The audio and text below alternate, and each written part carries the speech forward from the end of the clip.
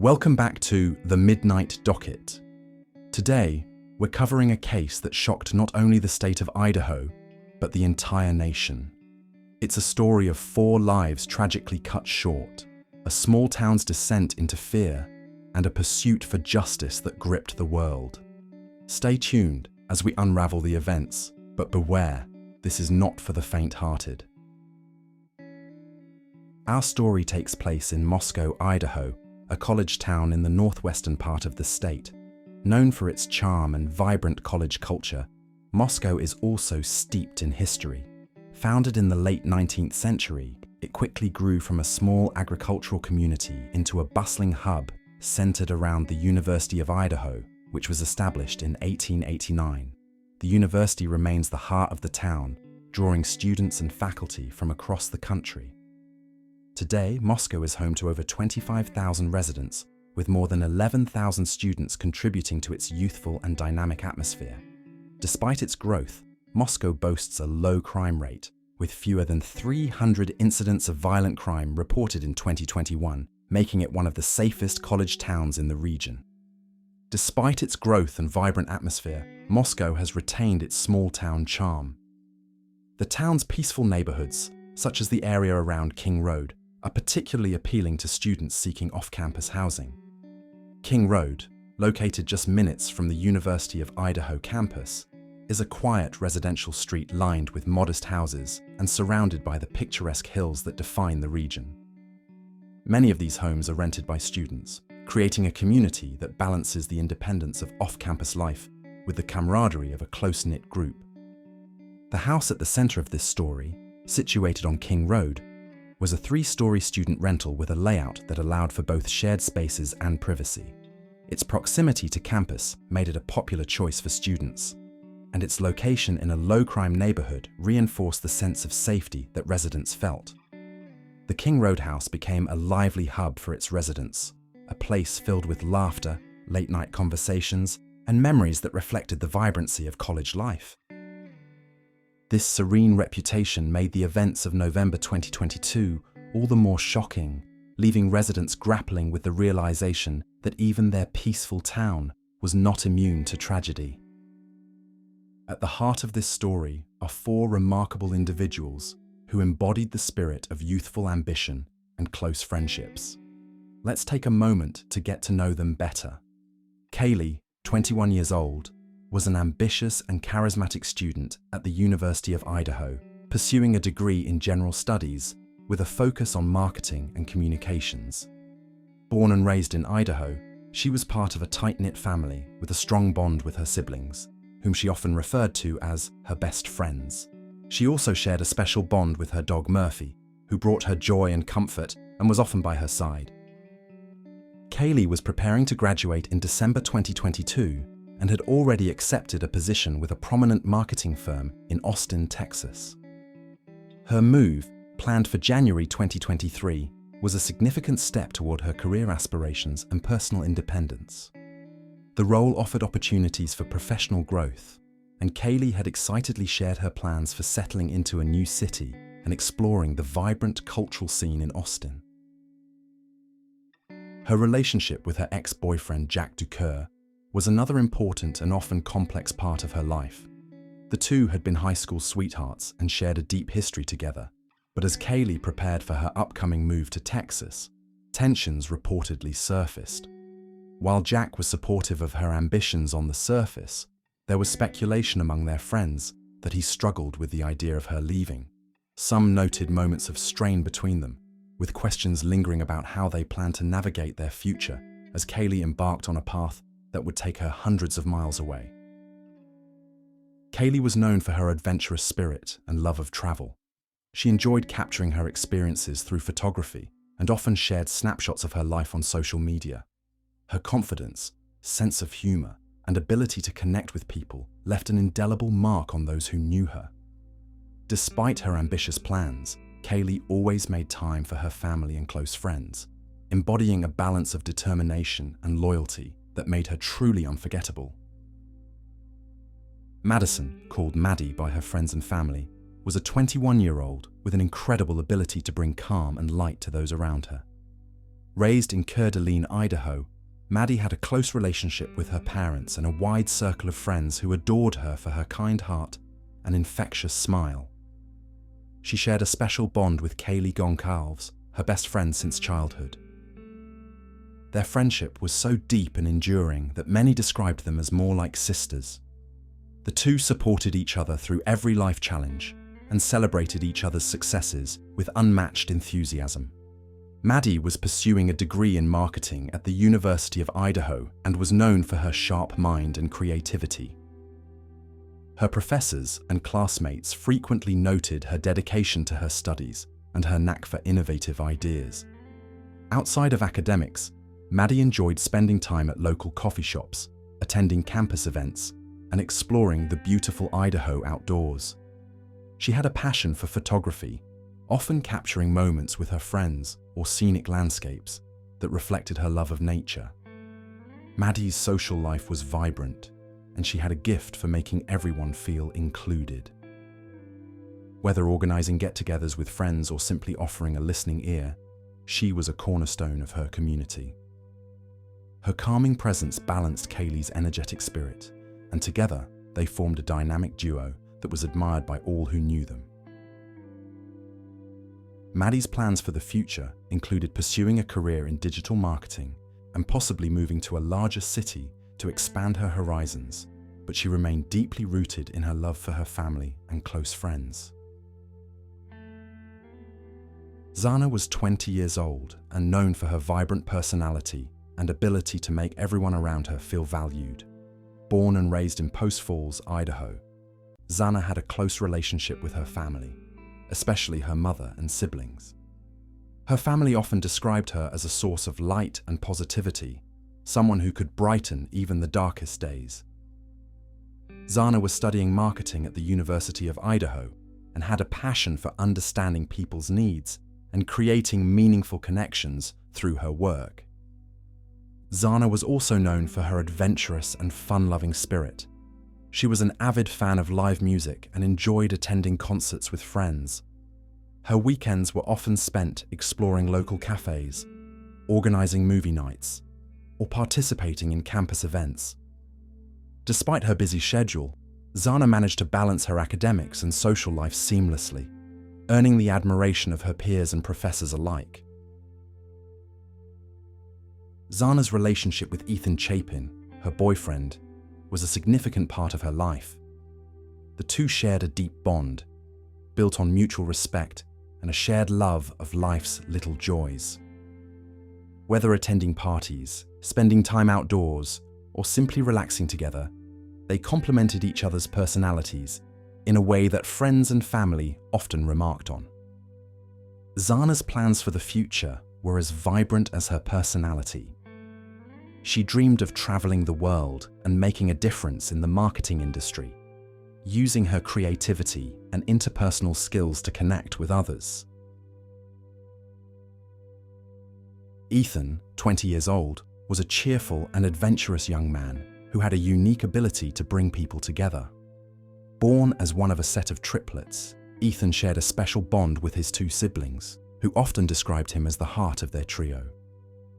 Raised in Conway, Washington, Ethan grew up in a loving and supportive family that encouraged his outgoing nature and passion for life.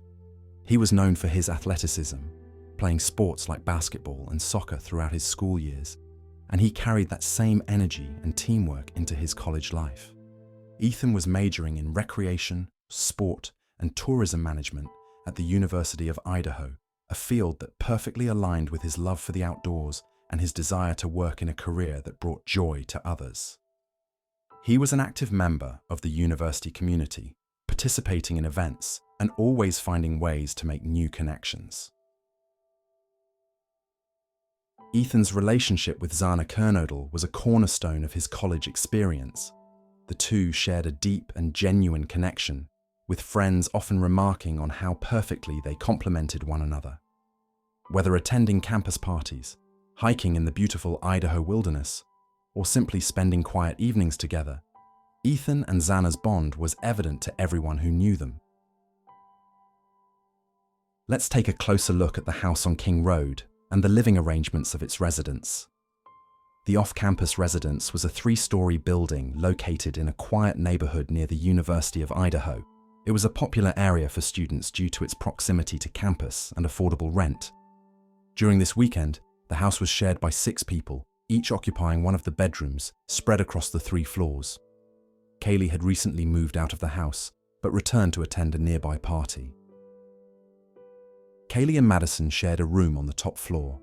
The room was decorated with photos, mementos, and twinkling fairy lights, reflecting their close bond and shared memories. Xana and Ethan often stayed together in Xana's room on the 2nd floor. Xana's lively and welcoming nature made her room a common gathering spot for friends. The other 2 housemates, Dylan Mortensen and Bethany Funk, occupied separate rooms. Dylan's bedroom was on the same floor as Xana and Ethan, while Bethany's was located on the ground floor. The house's layout, with its 3 levels and multiple entrances, offered a degree of separation between residents. The house itself was a typical student rental, a bit worn, but full of character.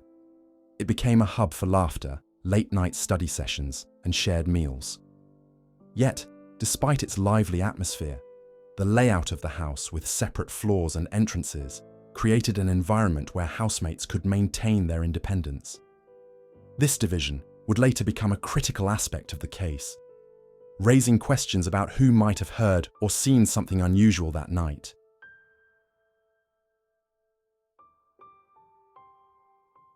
November 12, 2022, began as a typical Saturday in Moscow, Idaho. The University of Idaho campus was bustling with activity as students prepared for the weekend. Each resident of the house on King Road started their day with normal routines. Kaylee and Madison spent the earlier part of the day running errands and catching up with friends. They discussed their plans for the evening, deciding to visit the Corner Club, one of their favorite hangouts, later that night. Xana and Ethan had a similarly relaxed start to their day. Ethan, who didn't officially live at the King Road house but often stayed with Xana, spent the morning with her. The couple reportedly joined some friends in the afternoon, attending a local event near campus before heading to the Sigma Chi fraternity house for a party later that evening. The 2 other housemates, Dylan Mortensen and Bethany Funk, also had separate plans for the day. Dylan spent part of her afternoon shopping and running errands in town before meeting up with friends for dinner.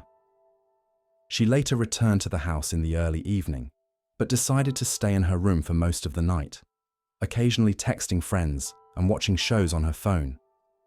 Bethany, on the other hand, attended a study group earlier in the day and went to a social gathering on campus in the evening. She reportedly returned home shortly after midnight, heading directly to her room on the ground floor. Like Dylan, Bethany kept to herself after returning home, with no indication that anything was amiss.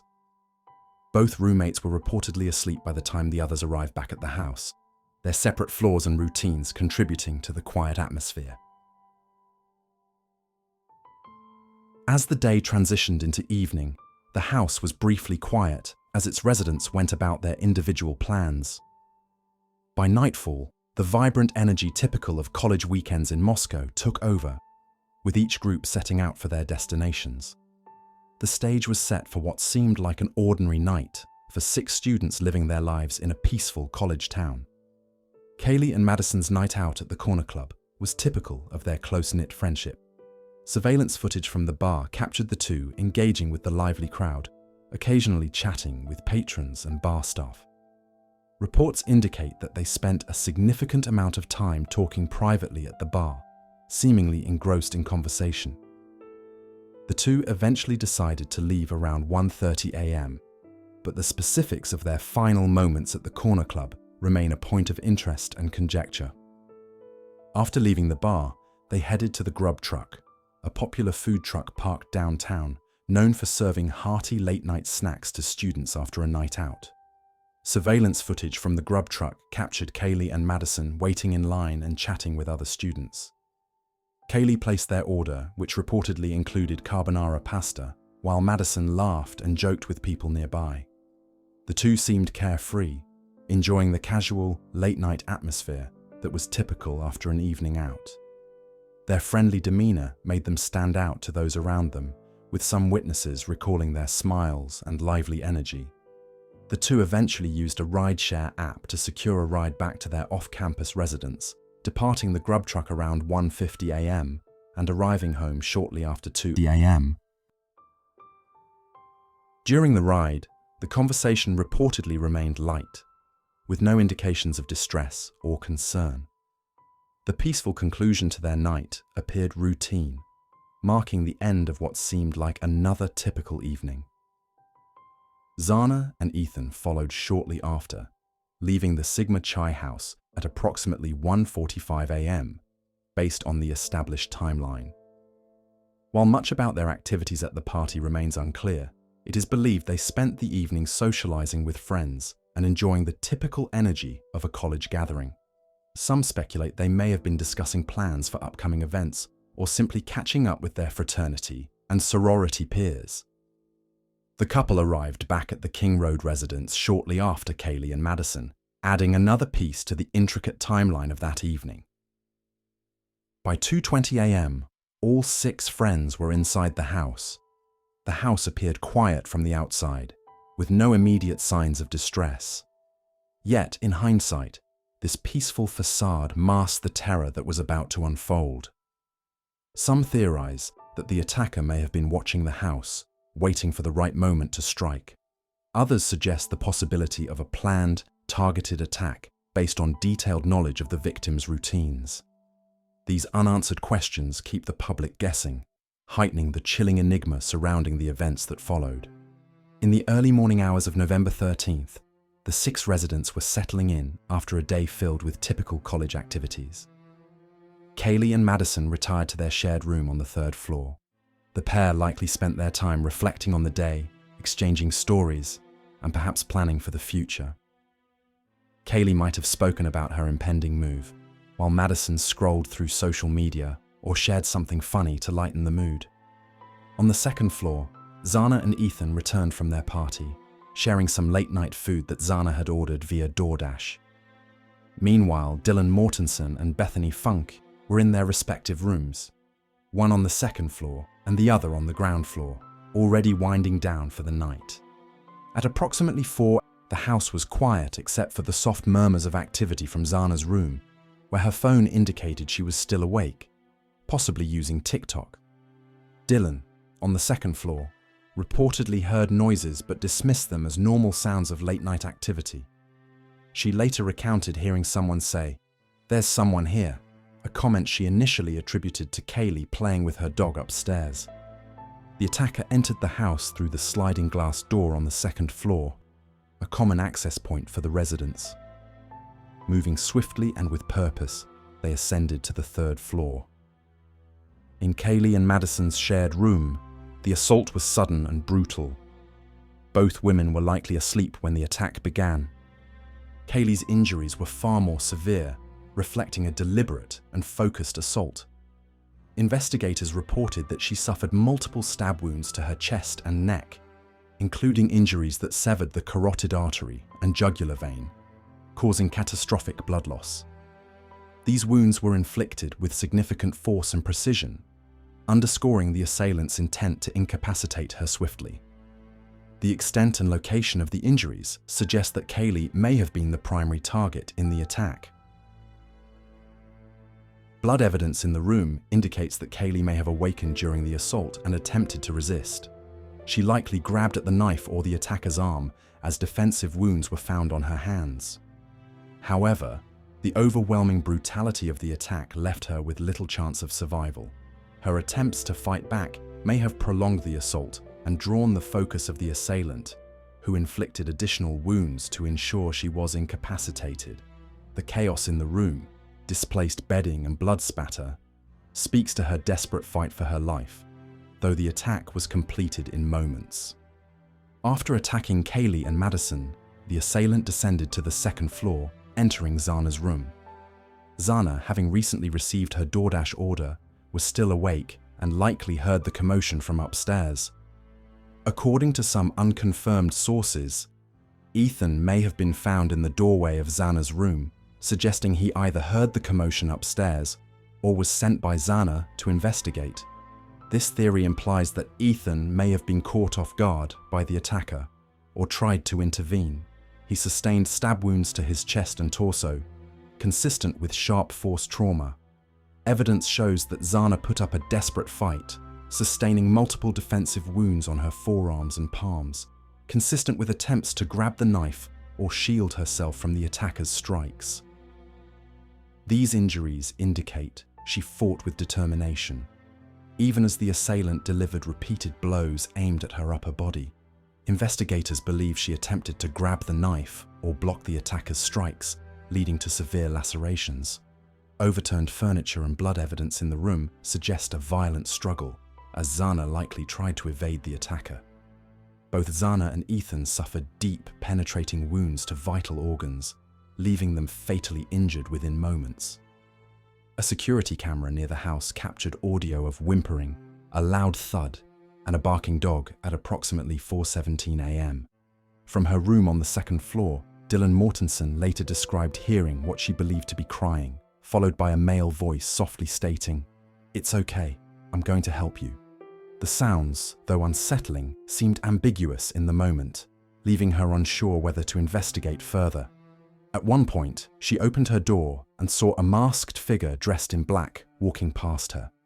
The assailant did not appear to notice her.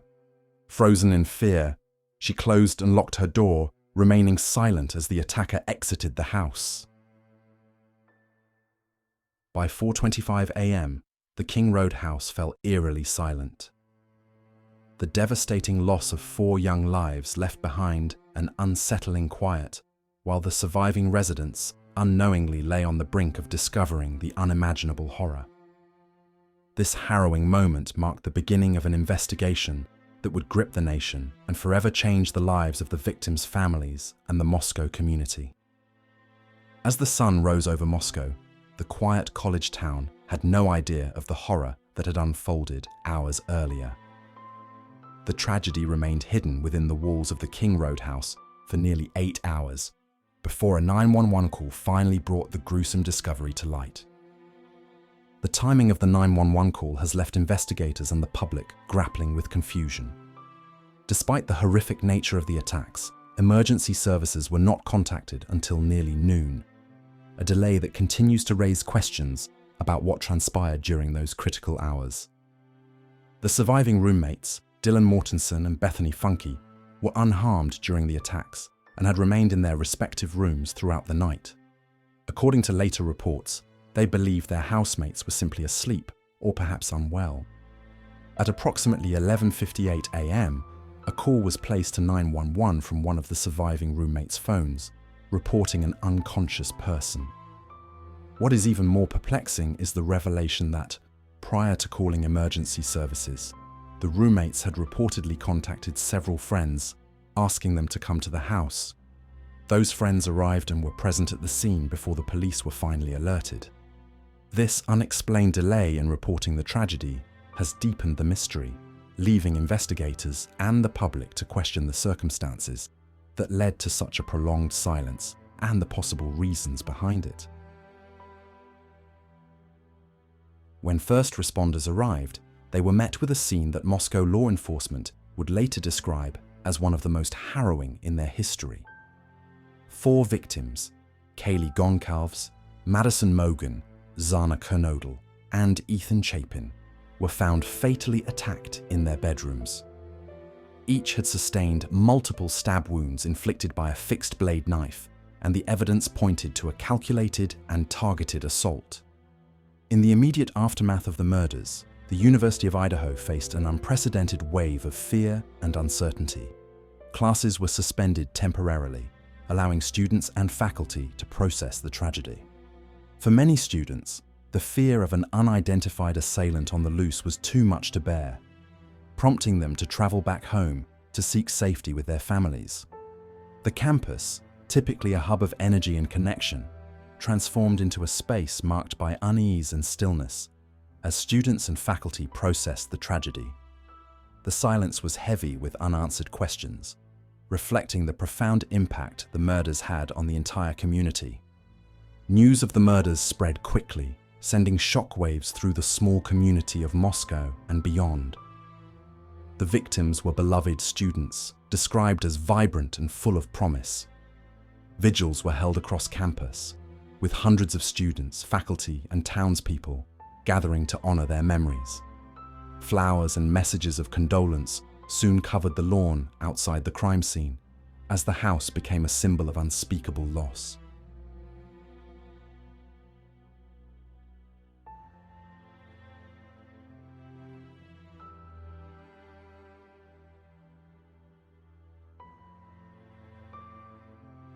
The national media descended upon Moscow, magnifying the tragedy and turning the college town into the center of a national conversation.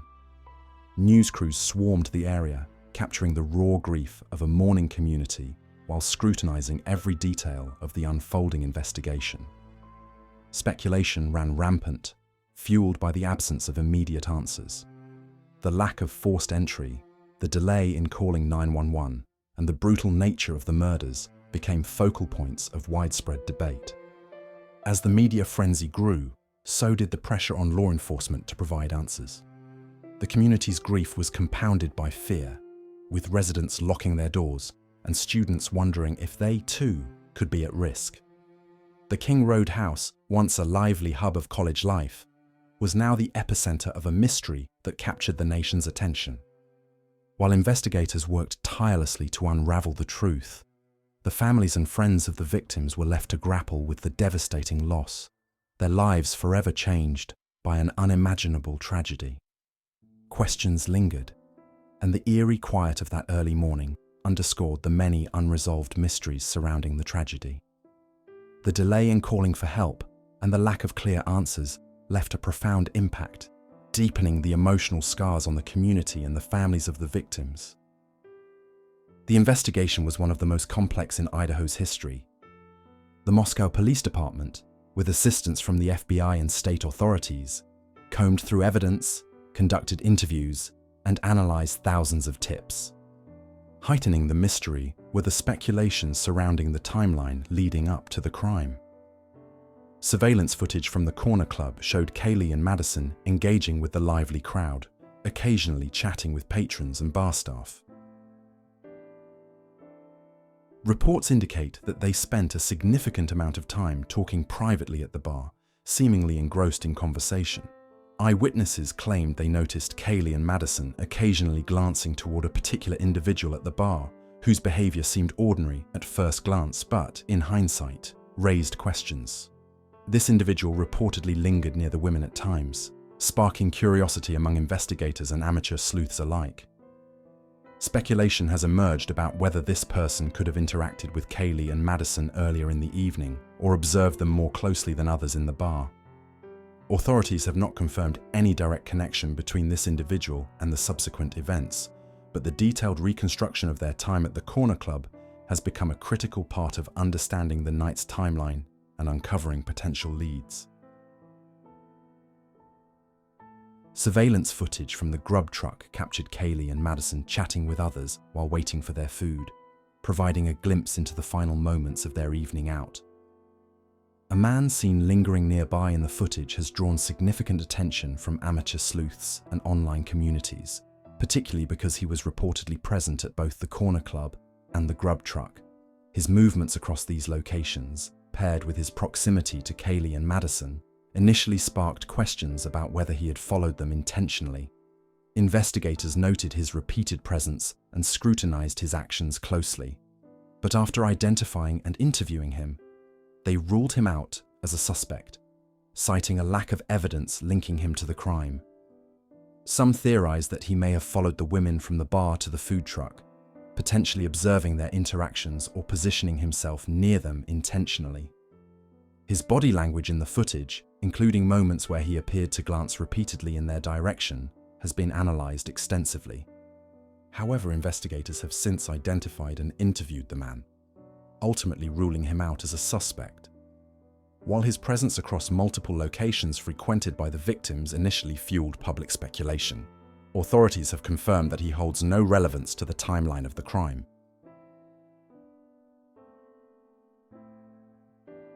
The driver who gave Kaylee and Madison a ride home has also been a focus of conjecture.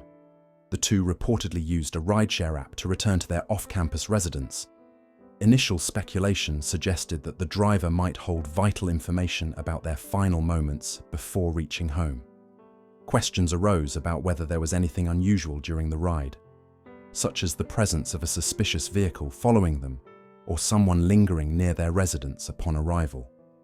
However, law enforcement has since identified and interviewed the driver, who was cooperative and provided a detailed account of the ride. The driver reported no unusual activity during the trip and was ultimately ruled out as having any involvement in the crime. While this lead did not advance the investigation directly, it helped narrow the focus by confirming that the rideshare trip concluded without incident.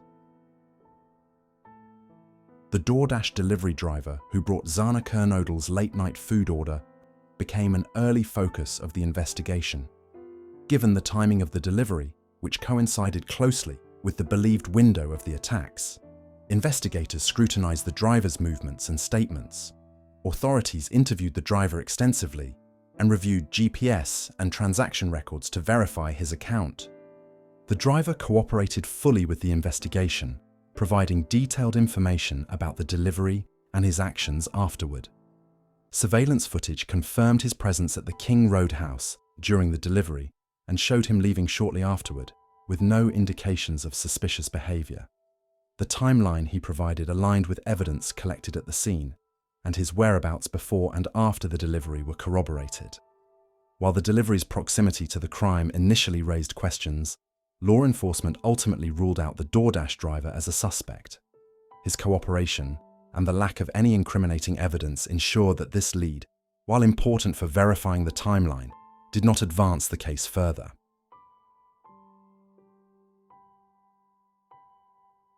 So, where does this leave us? Let's examine the role of the roommates, particularly Dylan Mortensen. Her actions and inaction have ignited intense scrutiny, both from investigators and the public. Why did it take nearly 8 hours before 911 was called? Reports indicate that Dylan opened her door multiple times during the night, allegedly hearing crying and what she described as a male voice saying, "It's okay, I'm going to help you." Most perplexingly, she reportedly saw a masked figure dressed in black walking past her door. Despite this, Dylan returned to her room and did not immediately alert authorities. Was her delay rooted in fear, paralyzing shock, or a misjudgment of the situation? Did she believe the events unfolding were not serious or life-threatening? These critical questions remain unanswered, fueling widespread frustration. Moreover, why did Dylan and the other surviving roommate reportedly call friends to the house before contacting 911? Was it to verify the situation, or was there an element of denial about the gravity of what had transpired? The public's fascination with Dylan's account underscores the importance of understanding her mindset during those critical hours. But it also raises hard questions about accountability in the wake of such a tragedy.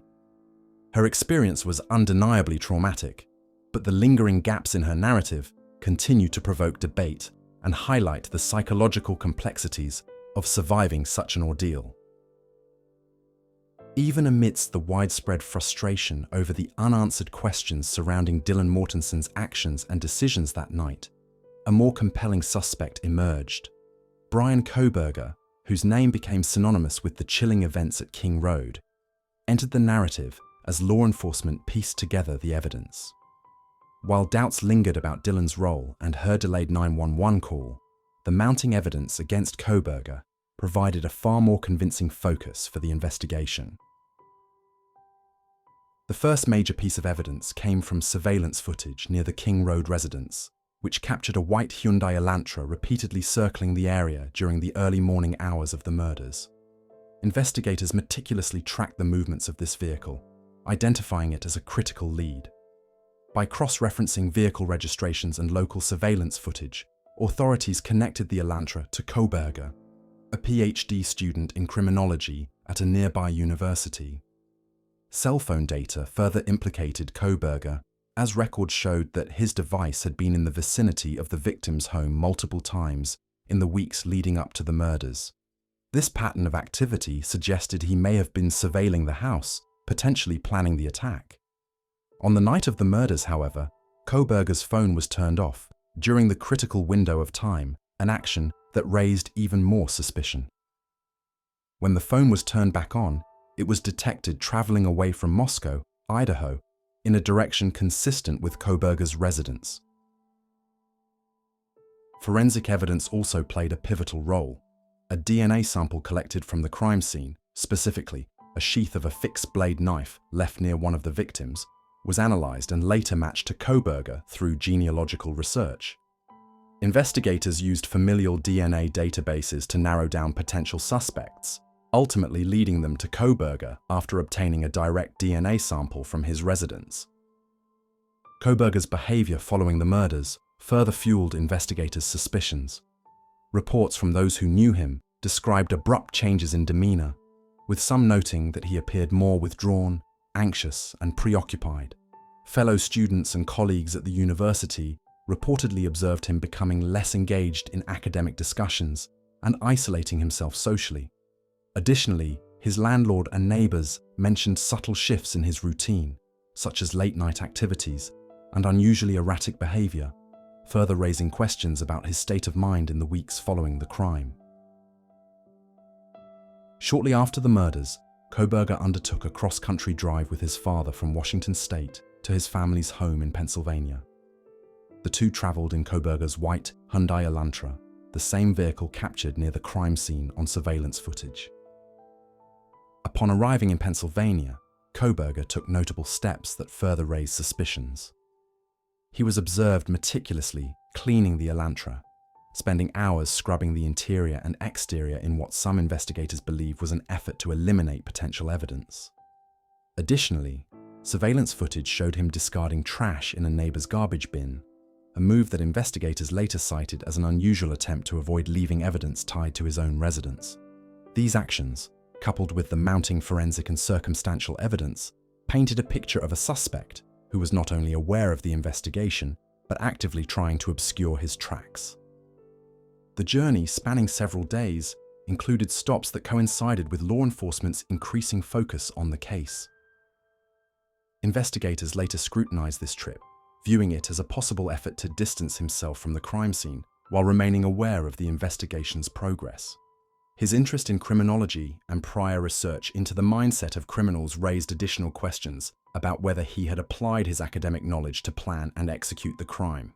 As law enforcement gathered these pieces of evidence, a warrant was issued for Kohberger's arrest. On December 30, 2022, he was taken into custody at his family's home in Pennsylvania. The weight of the evidence against him, from surveillance footage to DNA and cell phone records, cemented him as the primary suspect in the King Road murders, shifting the focus of the investigation from speculation to a methodical pursuit of justice. As of now, Bryan Kohberger awaits trial. The legal proceedings have garnered widespread attention, with many anticipating how the evidence will be presented and whether Kohberger will be found guilty.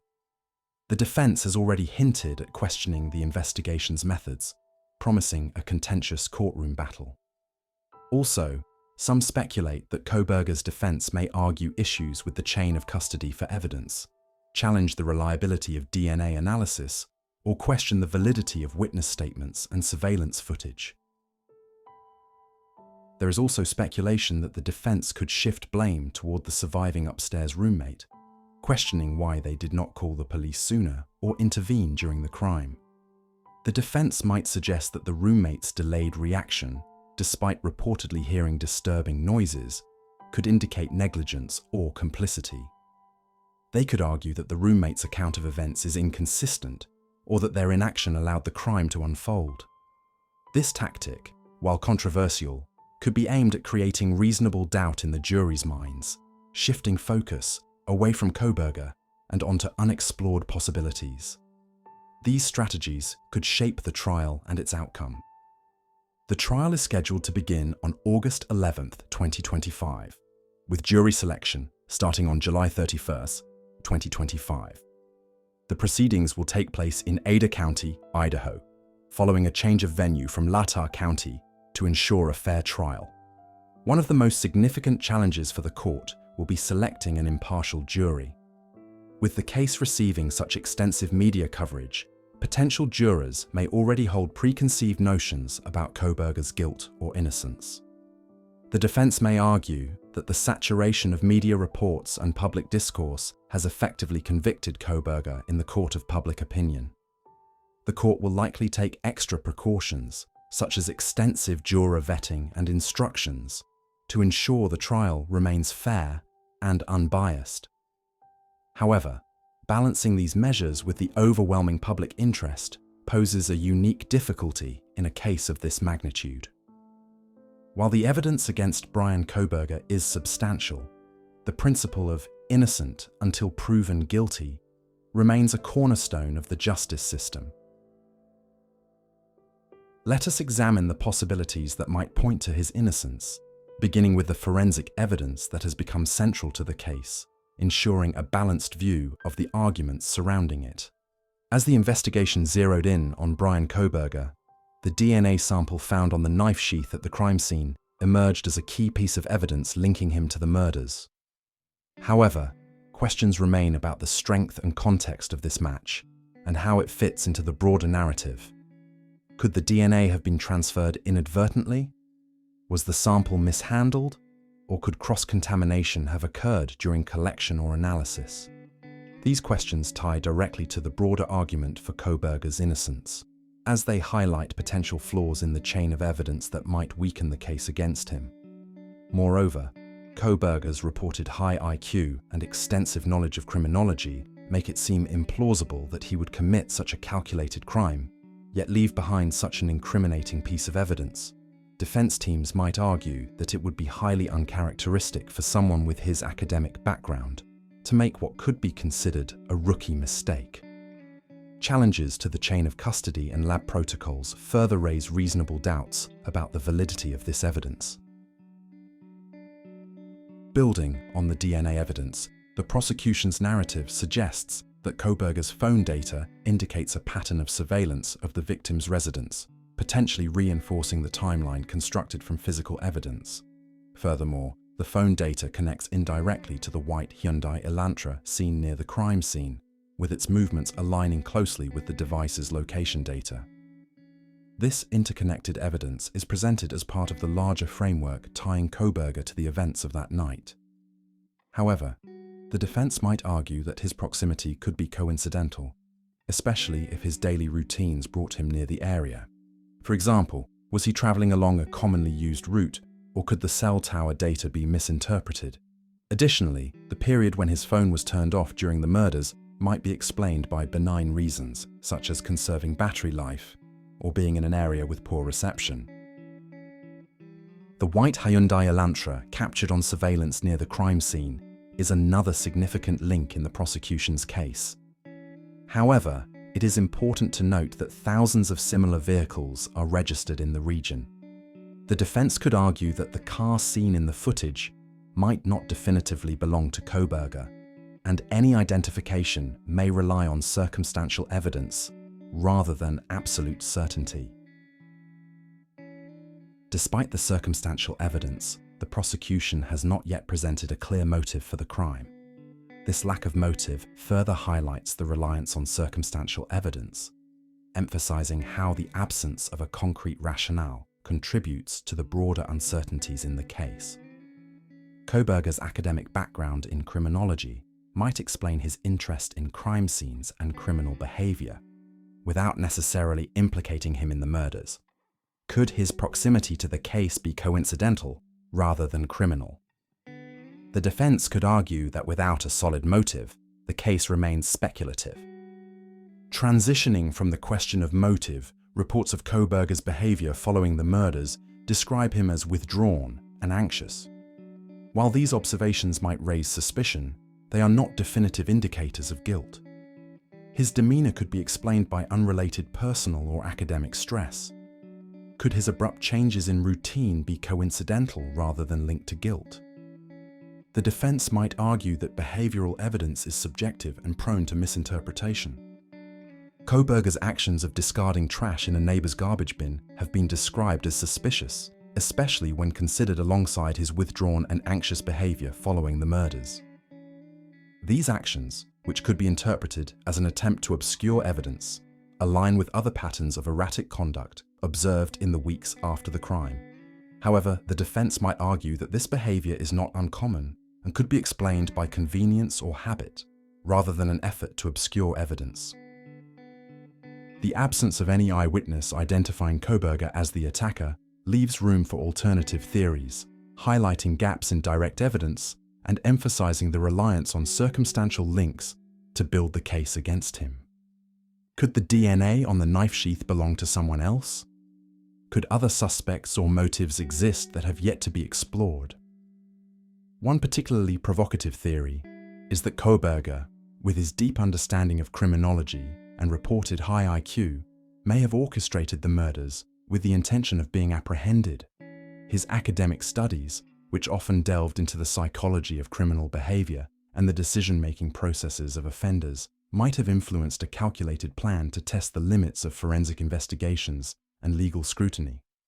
By leaving behind subtle clues, like the knife sheath, he could have intentionally created a trail that investigators would follow, only to challenge the sufficiency of the evidence in court.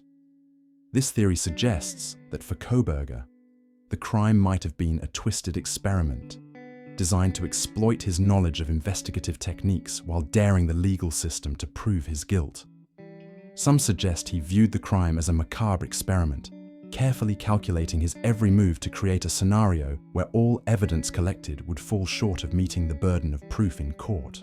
If true, this would imply that for Kohberger, the murders were less about the victims themselves and more about engaging in a dangerous and twisted game, challenging the legal system to convict him despite the seemingly damning evidence. Such a scenario, while deeply disturbing, complicates the straightforwardness of the case. While the evidence against Bryan Kohberger has led to his indictment, exploring the possibilities of his innocence is an essential part of ensuring justice. The legal process will ultimately determine whether the evidence proves guilt beyond a reasonable doubt or reveals gaps that point to another truth. While we wait for the trial's outcome, the families of Kaylee, Madison, Xana, and Ethan continue to advocate for their loved ones. Their pursuit of justice is a testament to their strength, even as they navigate an uncertain road ahead. We will be sure to stay updated and share the developments once a verdict is reached. It is important to note that all individuals are presumed innocent until proven guilty in a court of law. What do you think? Is Bryan guilty of these horrific crimes? Write your thoughts in the comments below. Thank you for joining us on this journey through a case that will not be forgotten. Stay safe, and we'll see you next time on the Midnight Docket.